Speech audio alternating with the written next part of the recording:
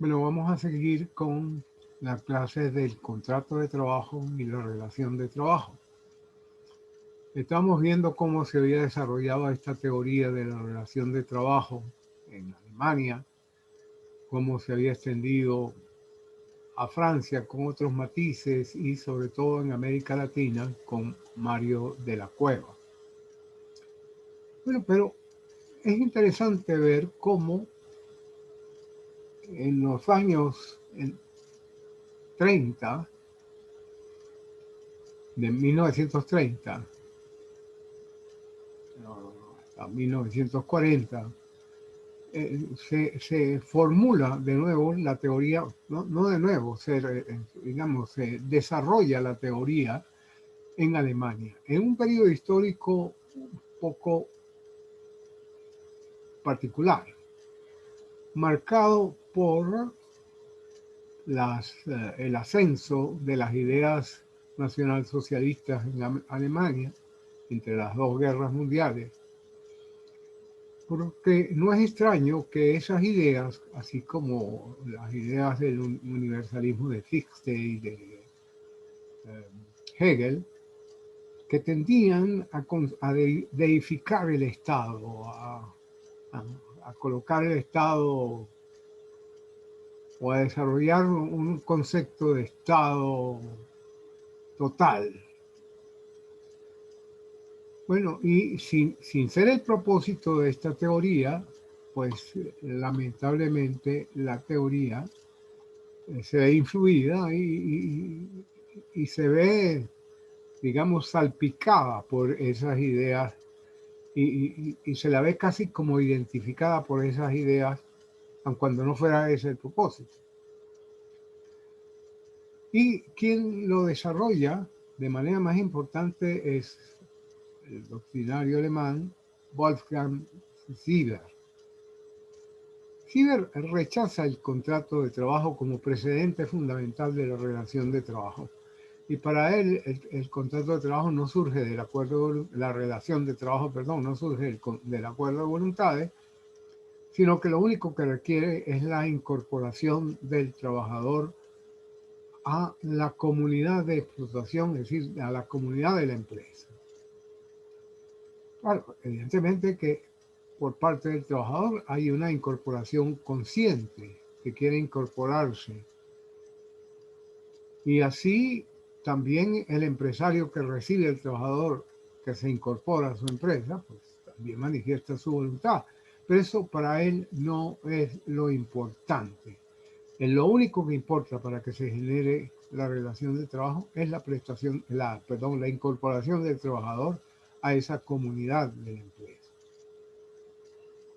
Entonces se ve la relación de trabajo como una relación jurídica personal de los miembros de una empresa concebida como una comunidad, y eso lleva a Sieber a atacar la noción de contrato de trabajo y dice los efectos de la relación laboral no van a depender de la voluntad de las partes, sino que van a depender de esa incorporación que hace que el trabajador entre dentro de una organización, de una ordenación de la relación dentro de la comunidad, que no depende en absoluto de la voluntad de las partes, sino que es una regulación heterónoma que viene dada por el Estado, por las leyes o por la misma comunidad. Esa teoría se difunde también en América Latina y, como ya lo había hecho antes de la Cueva, por ejemplo, de Ferrari en Uruguay, hace una relación, una distinción entre la relación y el contrato y presenta la relación como un hecho y lo distingue del trabajo como objeto del contrato de trabajo.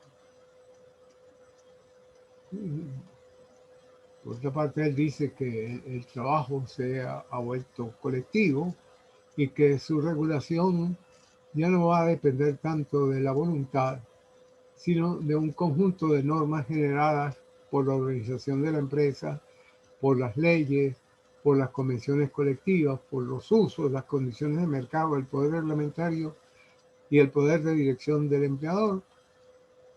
En fin, por exigencia del interés general, más no tanto de la voluntad de las partes. El contrato entonces se reduce a un simple compromiso del trabajador de colocar su disponibilidad a favor de la empresa, porque todo lo demás está regulado por fuentes externas. En Venezuela, Rafael Caldera es el defensor de la teoría de la relación de trabajo, pero moderadamente, no con los extremos de Mario de la Cueva, sino que simplemente dicen que el contrato de trabajo es la manera y la relación de trabajo subsisten y que el contrato de trabajo es la manera como normalmente surge una relación de trabajo. Y la idea de Rafael Caldera está plenamente, eh, no solamente expresada, sino, vamos a decir, como implantada, tanto en el anteproyecto de la Ley Orgánica del Trabajo del 90, que se presentó en el año 1985, como en el proyecto de ley y en la misma ley del trabajo.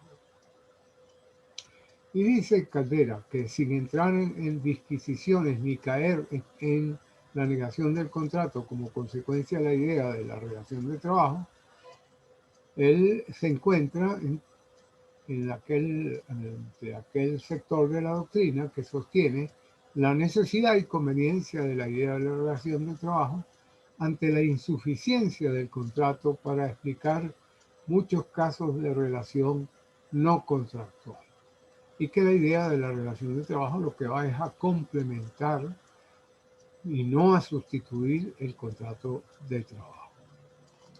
Bueno, resulta difícil hacer un análisis crítico de la teoría de la relación de trabajo, porque como bien les dije, no existe una unidad conceptual dentro de esa teoría, sino que es un haz complejo de teoría.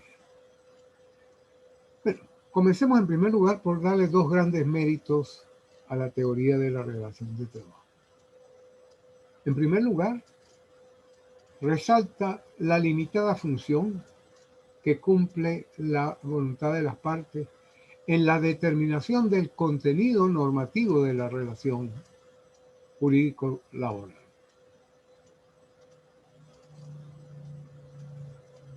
Bueno, ese contenido está limitado por esas normas que son de orden público, de manera tal de que ese es un mérito. Pero el otro gran mérito, el más importante, a mi manera de ver, es que destaca el carácter personal del contrato, de la relación que surge de ese contrato, y que lo distingue de otras relaciones contractuales en los cuales se destaca es el contenido patrimonial y no el contenido personal. Porque es evidente que en el contrato de trabajo el trabajador se implica personalmente, íntegramente, con su cuerpo, con su alma, con sus emociones, con sus relaciones sociales y sobre todo con su relación con el entorno familiar. De manera tal que esto es muy importante, porque precisamente por esa forma de involucrarse el trabajador personalmente en la prestación del servicio, es por lo que se justifican todas esas limitaciones y toda esa protección que le brinda la ley para evitar que el trabajador salga perjudicado. Pero vamos ahora a las críticas que se le hacen a la relación de trabajo. Las críticas, por ejemplo, vienen mucho del sector italiano. Barassi, por ejemplo, dice que es indispensable mantener la figura del contrato de trabajo como base, origen y fundamento de la relación de trabajo. Pero Luis Riva Sanseverino aporta un argumento muy importante. Para el concepto del contrato de trabajo, lo esencial reside en la libertad de consentir, de constituir un vínculo y no en la libertad de consentimiento para la determinación del contenido del vínculo. La disminución de la autonomía, de la voluntad de las partes para determinar el contenido de esa relación es producto de la necesidad de mantener un mayor equilibrio entre dos partes que están en condiciones distintas en el momento de negociar. El empleador evidentemente tiene mayor poder de negociación que la del trabajador. Por lo que respecta a los ejemplos de la cueva, son más teóricos que prácticos. En la práctica, esos ejemplos de la cueva ya no se dan. Me explico. De la cueva dice que hay que mantener la relación de trabajo porque ¿cómo se explican los efectos que surgen de un contrato nulo? Bueno, eso no es exclusivo del contrato de trabajo. Es propio de todos los contratos de ejecución continuada de tracto sucesivo, en donde la nulidad se descubre después de que el contrato se está ejecutando. Por ejemplo, un contrato de arrendamiento. Se descubre que quien arrendó no tenía el poder para arrendar, por ejemplo. Por tanto, el contrato es nulo. O quien arrendó no era el dueño de la cosa arrendada. El contrato es nulo. Ajá. Pero esa nulidad se descubre posteriormente. Pero mientras tanto, el arrendatario ha venido disfrutando de la posesión de la cosa que se le dio en arrendamiento, de manera tal que eso hace que surjan unas obligaciones independientemente de la nulidad del contrato. Pues si no, habría como una especie de enriquecimiento sin causa. Lo mismo sucede en el contrato de trabajo. Si el contrato es nulo, por X razones, pero el trabajador prestó su servicio, habrá que pagarle.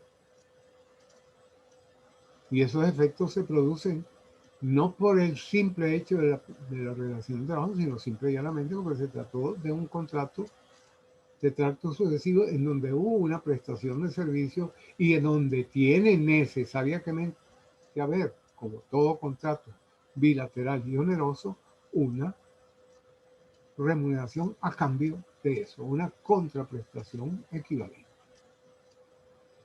Por otra parte, cuando él dice que no hay manifestación de voluntad del acreedor, del empleador, en aquellos contratos en los cuales por medio de una cláusula sindical está obligado el patrono a aceptar los candidatos que le envíe el sindicato. Bueno, el consentimiento no falta, ni aún en el caso de que la admisión sea obligatoria. A veces la admisión es obligatoria por disposiciones legales. Por ejemplo, en las naciones europeas, después de la Segunda Guerra y de la Primera Guerra Mundial, quedaron muchas personas discapacitadas, mutiladas, etcétera, y sin trabajo. Entonces, los gobiernos, como en Italia o en Francia, para incentivar y reincorporar a esas personas que habían sufrido esas mutilaciones defendiendo su patria, pues entonces crearon unas leyes en donde obligaban a aceptar dentro de las nóminas de las empresas, o sea, dentro de las empresas, un porcentaje de trabajadores discapacitados o mutilados de guerra, cosas así. Y Santoro Pasarelli dice que ahí siempre está presente la voluntad del patrono, aun cuando le impongan la obligación de contratar, el patrono va a manifestar la voluntad de a quién va a aceptar en cumplimiento de esa obligación. Lo mismo ocurre, por ejemplo, en Venezuela, donde la ley del INSEE establece la obligación de los patronos de aceptar un número de aprendices. El patrono tiene que manifestar su voluntad, aun cuando él le impusieron esa obligación de contratar a alguien. Y otro de los aspectos de la relación de trabajo es que dice, mire, la voluntad no hace falta sino para que el trabajador diga que se incorpora o no. Todo lo demás viene determinado por la ley. Bueno, esto no es que haga desaparecer la figura del contrato. Porque en todo contrato hay que distinguir el acuerdo de voluntades, propiamente dicho, de la reglamentación de las obligaciones que de él resultan. Porque a veces lo único que hacen en otro tipo de contratos las partes es manifestar su voluntad de contratar. Y lo demás, bueno, se refieren a la ley. Eso ocurre muchas veces, mire, todos los días, como quien dice. Usted va a comprar un libro o va a comprar algo y lo único que dice es, deme este libro y ya está. Manifiesta su voluntad de adquirir, el otro manifiesta la voluntad de comprar. El precio, bueno, está determinado, a veces escrito en el libro o en una etiqueta. Bueno, ahora las demás condiciones qué sé yo, de garantía, porque si el libro sale mal, que tiene unas páginas mal impresas, toda serie de cuestiones, eso hay que acudir a la ley, porque las partes en ese momento no lo establecieron. Y así muchas veces. La reglamentación muchas veces no es obra de los contratantes, sino es obra. Los contratantes lo dejan a lo que diga la ley o a lo que digan unos contratos tipos en los cuales el que está contratando, por ejemplo, los contratos de adhesión, lo único que manifiesta es su aceptación. Hablemos ahora de los caracteres del contrato de trabajo. Dentro de la clasificación de los contratos, ¿en qué orden vamos a incluir el contrato de trabajo? Bueno, en primer lugar, se trata de un contrato consensual, un contrato que se perfecciona por el solo consentimiento.